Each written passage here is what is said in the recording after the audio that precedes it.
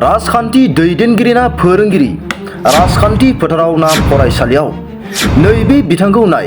बिथाङा जादों खुंग्रिं गुदि बिप्सेब राजखान्थि हान्जानि आफादगिरि, जाय खुंग्रिं RSTC फरायसालिनि सासे लेङाइ फोरोंगिरि। मुङा सोरांसा बसुमतारी। सोंलुआ बेसो, बिथाङा बबे समाव फरायसालियाव थाखो खालामो आरो बबे समाव राजखान्थि फोथाराव खामानि मावो? मानोना बे समाव बिथांखौ राजखान्थिनि फिरफिला लाना राजखान्थिनि केम्पिं खालामनायाव दासान्दि रायजो राजाफोरा नुनो मोननाय जादों। आसामनि गिबि मन्त्रि हिमन्त बिश्व शर्माया आसामनि सोलोंथाइ बिथिंखौ गोख्रों खालामनो थांखि लानाय समावनो नुनो मोन्दों फोरोंगिरि सोरांसा बसुमतारीखौ राजखान्थिनि फोथाराव खामानि मावनाय।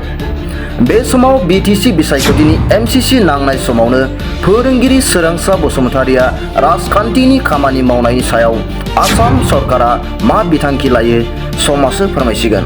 राजखान्थि दैदेनगिरिना फोरोंगिरि राजखान्थि फोथाराव ना फरायसालियाव नैबे बिथांखौ नाय। बिथाङा जादों खुंग्रिं गुदि बिप्सेब राजखान्थि हान्जानि आफादगिरि, जाय खुंग्रिं RSTC फरायसालिनि सासे लेङाइ फोरोंगिरि। मुङा सोरांसा बसुमतारी।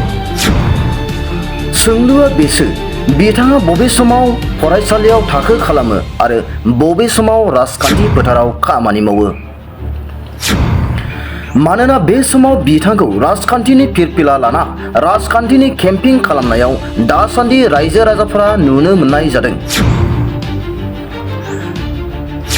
आसामनि गिबि मन्त्रि हिमन्त बिश्व शर्माया आसामनि सोलोंथाइ बिथिंखौ गोख्रों खालामनो थांखि लानाय समावनो नुनो मोन्दों फोरोंगिरि सोरांसा बसुमतारीखौ राजखान्थिनि फोथाराव खामानि मावनाय।